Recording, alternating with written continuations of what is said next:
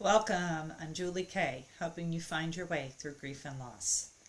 I actually have my new shirt on, my logo shirt that you can see my logo on. So today is the National Day of Prayer for the United States. In case you're watching this and you're from another country, on May 4th, 2023 today, but it's the first. It's always the first Thursday of May each year.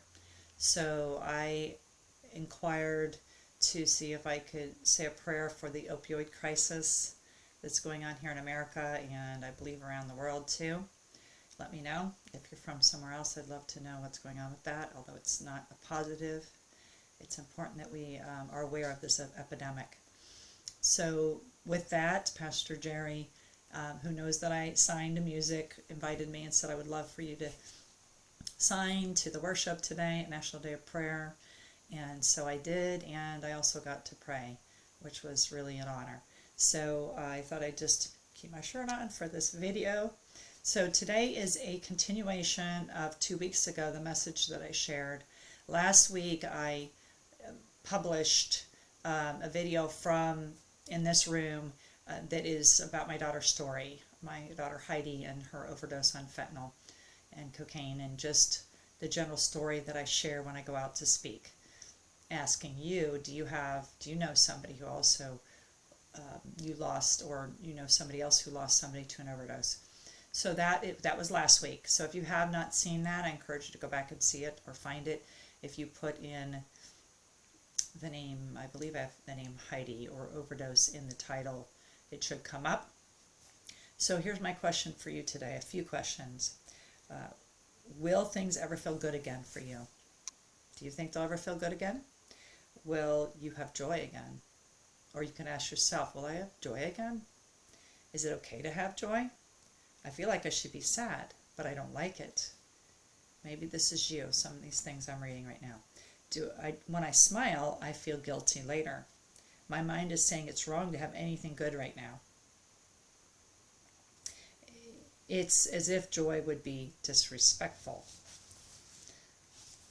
So, and then here's some other thoughts from a different one of Gary Rowe's book, Grief Walk, which I highly recommend to be like a journal for you to walk through, especially at the beginning of loss. I wish I would have had this book, especially the one for parents, because he has some for different categories like widows, parents, etc.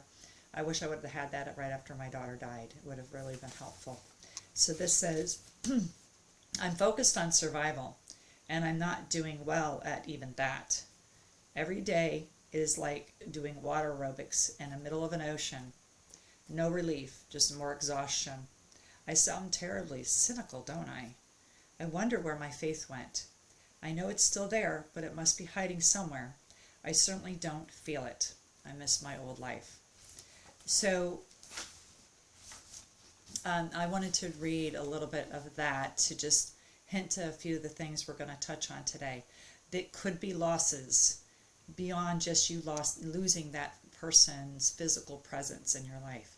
So you've lost a loved one. Is it your boyfriend or girlfriend? Is it your husband or wife? Is it your child? Is it your friend? Is it your brother, sister, grandma, mother, father, whoever it is? You've lost the physical person, right? You've lost them. But what I'm sharing right now that I started on 2 weeks ago and I'm going to continue is that you definitely can lose, depending on the loss, you definitely could have lost more than just their physical presence in your life. So I'm going to touch on a few specifics. 2 weeks ago I touched on some different parts of yourself that you may have lost. So please go back and watch that video. Self-identity, self-confidence, health, or personality. Those are some of the ones in Dr. Wilfeld's book, Understanding Your Grief, which is another book I recommend. So today we're going to talk about and touch on loss of security. I'm going to ask you some questions, and if these don't apply to you, they don't apply to you. That's good in a sense, because then that's not another loss you've had experienced on top of the loss of your loved one. But ask yourself that, and if you have experienced any of these, I'm sure you're already dealing with the effects of it in your life, but this could help you become more aware that that's another loss that you need to work through. And and that you need to give yourself validation for and possibly get help for. Or, it might be practical help for some of these, or it could be the need to journal or to talk to a counselor or a coach like me, something more. But just, it's very important you at least acknowledge these things, okay? So the first section is loss of security. So you could have loss of emotional security, which, like an emotional source of support. Now this is, like I said 2 weeks ago, this is usually because the person that died was really a blessing to you, is the best way I can say it. Like they were good for you. Or, maybe not everything. Nobody's perfect, right? But maybe a lot of what they did in your relationship was very positive for you. It was a positive relationship and it was healthy for you. So some of these are going to apply more if that's the case. So the very negative of the loss is actually because of a positive. Just want to make note of that. So maybe they were a very strong emotional support system for you, and now they're gone and you don't have that emotional support. Is that true for you? The next one, physical security. And the example here is you may not feel as safe living in your home or a community as you did before, because I'm not going to say it's just only women that experience this, because we don't want to, make those blanket statements. But often this is a widow who is a female who doesn't feel safe because now her husband's gone and she's been married to him for many, many years and not used to this, but also they don't feel as safe. And we do have a widow in our group that is like that. So another one is financial security. So a common problem, especially for older couples, is that, so security is limited and now you've lost that loved one. There's expenses that you've incurred because of them. Maybe you didn't know how to do the financial stuff because you never learned from your spouse. But not only that, now you have a major loss of income because that loved one's gone. So that could be you. It could be all kinds of other reasons why, right? A husband or many other situations. But that's another possible. Is that you? Let me know. Lifestyle. Your lifestyle doesn't feel the same as it did before. Is that true? Does your lifestyle feel different because you were so close to them and you did so many things with them? That could definitely be the case. The more you miss somebody, the more likely you're going to feel that maybe that lifestyle change, even shift in your life, and you did something fun together a lot, and now you don't even want to go do that because it reminds you of them.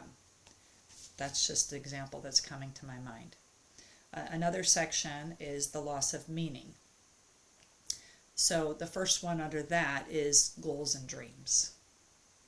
Do you feel like you've lost, or you may not pursue certain goals or certain dreams because of the loss of that person in your life? Again, especially with a spouse or a good friend or a close relative, hopes and dreams for the future have they been shattered? That's really big for you to identify with that. Because as we talked about in our grief group, we talked about this section last night in our group, and just how for some people they do and they should and they're ready to move on with the goals of, like I met somebody overseas a long time ago that I talked to and coached, and they were going to move with their husband, and even though he's gone, they still are planning to do that big move, and they wanted to focus on getting the house ready to put up for sale. So they're still going to go forward with that, and I really commended that person. But other people, they just couldn't do that. It's just too much of a memory of that person. So it just depends, but we want to find those dreams eventually. So I would say that's really important, to find a counselor or coach for that area if you have a great loss in that area. Loss of your faith. You may question your faith or your belief system. You may be angry with God. That's a normal thing. Just so you know, he can handle it, by the way. Or maybe you just, you thought that certain things were going to happen and they didn't. And so you really are questioning God. These are common. These are common things. Not on automatic, but they're common. So another really common one is joy or happiness. You have a loss of joy and happiness. It's almost a given, right? And that's what I wanted to touch on the one which just said, will I ever feel good again? And is it even okay for me to have joy? So that emotion is naturally compromised by the death of someone we love. So that, I would say, kind of like I said with the health issue for the loss of self, pretty much a given your health is going to be hit some way unless you have superb health, and it still doesn't mean it may not be getting touched, because our bodies feel the effect of our heart and our minds very much so, totally interconnected, right? So that is a very, very common one, loss of joy and happiness. And the fourth one in this is your will and desire to live. And I may go a whole nother session on that one. But do you have questions related to the future meaning of your life? Do you have you lost that will to live? Again, or just maybe lost the desire to go for your goals or your dreams because of the loss of that loved one. So these are different areas I just wanted to touch on today. And here's a few things that Gary Rowe says from the book concerning these things, and I totally agree with these. So your loved one would not deny you joy. So it's very important. It's good for us to say, well, would my daughter, like for me personally, would my daughter want me to mourn and be sad or devastated or depressed or any of those things for a long time? Would she want me to be stuck in my grief? I don't believe she would be. And I think it's a good question to ask ourselves that. And they're not here. We don't know if they know what's going on. That's just a fact. So, but would they? Would they want us to do that? Would they want to know that we miss them and that we care that they're gone and honor their life? Yes, I believe they would. But would they want us to stay stuck in that? I don't believe anybody would want that from us, for us. They would not wish guilt and pain upon you. If they could, they would shower you with peace, healing, and contentment. So I think that's a really important thing to acknowledge. Now, a season of grief, now is a season of grief, but it is not a time bereft of hope and joy. Hope and joy are always here, but perhaps you don't feel them the way you're used to. So I just wanted to read that from what Gary said, just for that joy section, okay? But it's important we acknowledge that we have lost of these things, because then we can kind of work on, just like anything in life, we acknowledge issues or problems we have. If we don't acknowledge we have a problem, a leak in our house, for instance, we can't fix it, right? No, we can't be fixed. Let me make that clear. We can't just be fixed. We can't just fix ourselves. But what I'm saying is we can't work on anything if we don't acknowledge it or realize it's there. So I'm just trying to highlight these things to help you. I want to briefly share 2 scriptures that I believe tie into this, that do not negate what you're feeling and your loss. Because I'm here to acknowledge them. That's why I'm asking you these questions.